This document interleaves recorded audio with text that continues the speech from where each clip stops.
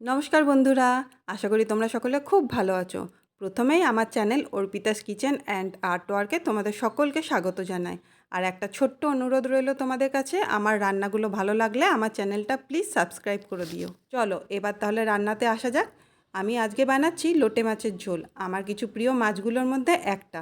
তোমরা হয়তো অনেকেই চেনো, আবার অনেকেই জানো না। যারা জানো না তারা আমার মতন এই রান্নাটা করে দেখো, একবার নয় বারবার খেতে চাইবে। আমি মাছগুলো এখানে আগের থেকেই ধুয়ে নিয়েছি। আসলে রান্না করার সময় এই মাছ থেকে অনেক জল বেরোয়, তাই আগের থেকে ধুয়ে নিলে মাছটা রান্নাটা ভালো হয়। আর এই মাছে যেহেতু আঁশ থাকে না, তাই এতে কোনো সমস্যা হবে না। আমি মাছটাকে গোটা গোটা ভালো করে ধুয়ে নিয়ে তারপরে ছোট ছোট পিস করে কেটে নিয়েছি। এবার একদিকে কড়াইয়ে তেল গরম করে তাতে পেঁয়াজ ভাজতে দিয়েছি, আর অন্যদিকে আমি এর মশলাটা রেডি করে নিচ্ছি।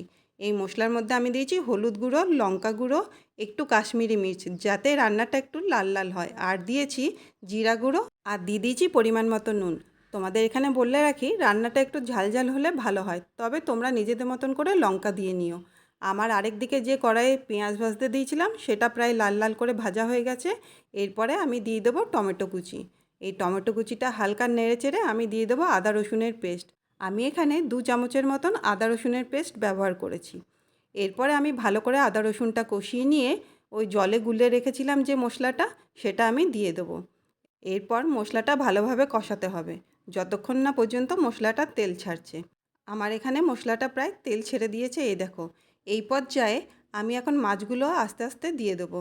আসলে মাছগুলো খুব নরম হয়, সেই জন্য বেশি নাড়াচাড়া করা যায় না। আমি মাছগুলো ভালোভাবে চিপে চিপে জল ঝরিয়ে দিয়েছি। এরপর খুন্তি দিয়ে খুব হালকা হাতে মাছগুলো নাড়তে হবে।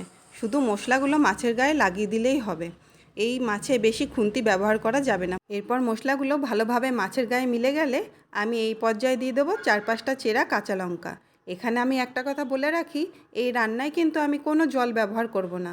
মাছের থেকে যে জল বেরোবে তাতেই এই মাছটা রান্না হয়ে যাবে। পর মাছটা মাঝখানে একবার ঢাকনা খুলে কড়াইয়ের হ্যান্ডেল ধরে নাড়িয়ে নিতে হবে। ওই যে বলেছিলাম না, বেশি খুন্তি ব্যবহার করা যাবে না, তাতে মাছটা ভেঙে যাবে। আবার 2-3 মিনিট ফুটতে দিলেই ব্যাস রেডি হয়ে যাবে আমার লোটে মাছের ঝোল। এই মাছটা হতে কিন্তু বেশি সময় লাগে না। রান্নাটা তোমাদের যদি ভালো লাগে তাহলে কমেন্ট করে আমাকে জানিও।